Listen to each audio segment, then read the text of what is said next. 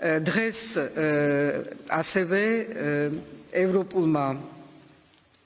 საბჭოს ევროკავშირის ევროპულ საბჭოს ქონდა გუშინდა დღეს შეხვედრები, სადაც დღეს გადაწყდა ის ვიზა რესტრიქციების შემოუტანა ქართველ დიპლომატებზე და ურსულა ფონ დერ ლაიენმა გააკეთა განცხადება უკვე, სადაც ამბობს, რომ ქართველი ხალხი აპროტესტებს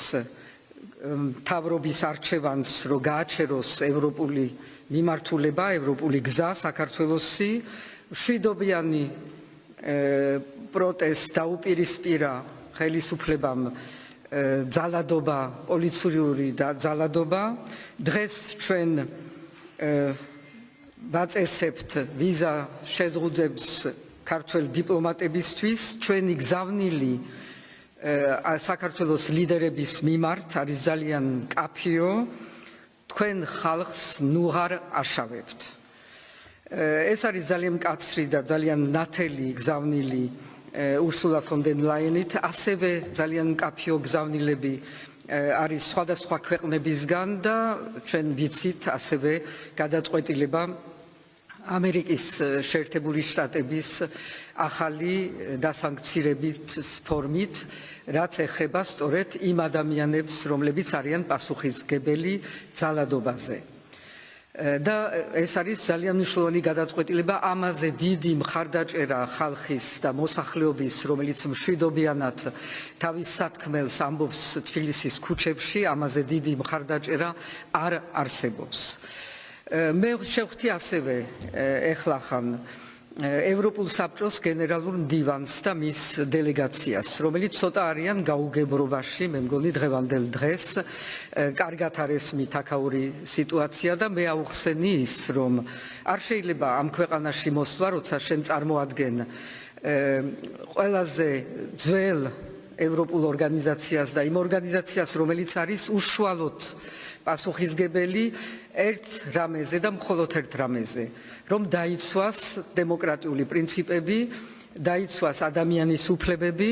დაიცვას ადამიანების თავისუფლება. ამ ორგანიზაციას აქვს ერთი პასუხისმგებლობა და მოვალეობა, რომ ხმა მოიღოს, როცა რომელიმე მის წევრ ქვეყანაში ხდება ის, რაც ხდება საქართველოში, ანუ ძალადობა ხალხის მიერ, მისი ყველა უფლებების შეზღუდვა და ამის გაპროტესტება, ამისი დაგმობა არის ალბათ პირველი მოვალეობა ასეთი ორგანიზაციის. სამაგიეროდ და მე ეს ძალიან ნათლად აუხსენი გენერალ მდივანს და მის დელეგაციას, რომ მათი არც მანდატი, არც მოვალეობა, არც უფლება არ არის, რომ რაღაც კომისია დანიშნონ ჯერ არ აღიარებული არავისგან ხელისუფლებასთან, მით უმეტეს იმისთვის, რომ განიხილონ რა რუსული კანონი, ვის რა აინტერესებს რუსული კანონით შეცვლა თუ არ შეცვლა. ეს არის ყველაზე კარგი მაგალითი იმისი, თუ როგორ იტყუება ეს ხელისუფლება წლების მანძილზე, რომ ხან მიმაქვს უკან, ხან მომაქვს წინ და ისევ უკან მიმაქვს და მე ეხლა რაღაცას ფორმალურად შევცვლი და ამით იგონიათ, რომ ვიღაცას მოხიბლავენ, შეიძლება ვიღაცა მოხიბლონ, მაგრამ ვერ მოხიბლავენ ამით ვერც ქართველ ხალხს, ვერც ჩვენ პარტნიორებს, რომელსაც კარგად ესმით დღევანდელი საქართველოს მდგომარეობა, შეიძლება ვიღაცას ნაკლებად ესმის და აქ ჩამოსვლის მერე შეიძლება უფრო გაირკვევა იმ ტყუილებში, რომელიც დღეს ახასიათებს ხელისუფლებას, ტყუილებში და პროვოკაციებში, იმიტომ პროვოკაციული არის ის, რაც მოვისმინეთ დღეს, რომ გუშინდელი ამერიკის გადაწყვეტილების შემდეგ, რომ დაასანქციროს ის მაღალჩინოსლები, რომელიც არიან პასუხისმგებელი ძალადობაზე, ამის პასუხი იყოს ის, რომ de facto პრემიერი აცხადებს, რომ ჩვენ დავაჯილდოებთ, როგორც კი de facto პრეზიდენტი იქნება ინაუგურირებული, დავაჯილდოებთ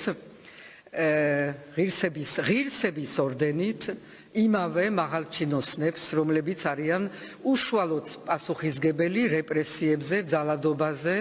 და იმ მე ვიტყვი პირდაპირ მხეცობაზე, რომელსაც ჰქონდა ადგილი და აქვს ადგილი თბილისის ქუჩებში.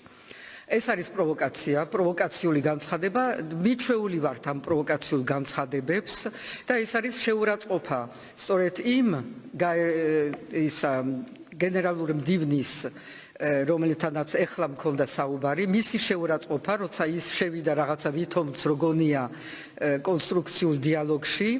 ამაში შეიყვანეს და მეორე წუთში აკეთებენ ასეთ პროვოკაციულ განცხადებას. ყველაფერი ნათელი არის, მე მგონი რომ ჩვენი გზაც ძალიან ნათელი არის, არაფერში არ უნდა შეგვეშალოს და არ უნდა შეგვეშინდეს, მშვიდობიანი გზა წინ არის და ყველაფერი ჩვენი პარტნიორები არიან იქ, სადაც უნდა იყვნენ, მხარს გვიჭერენ და ჩვენ ამას ვნახავთ ამ დღეებში და ამ კვირებში კიდევ უფრო და უფრო ნათლად. ძალიან დიდი მადლობა.